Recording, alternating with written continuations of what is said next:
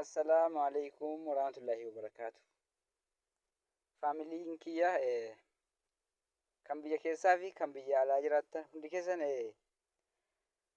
kan na dhiphachaa turtan hundi keessan baay'ee galatoomaa. Mucaan hin maraatimoo maal ta'e viidiyoo akkanaa hojjeta jettanii baay'een keessan na komataas na dhiphachaas turtanii hundi keessanuu baay'ee galatoomaa. Akkuma beekamu kaleessa mana dheengadda naannoo Finfinnee keessatti nama ofiin of danda'ee bulu yeroo ta'u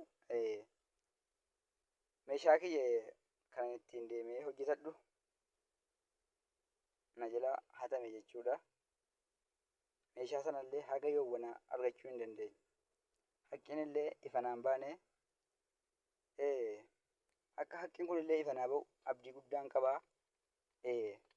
Du'aayii keessaniinis nan barbaada. Akkasiin du'aayii naa gootan nan barbaada.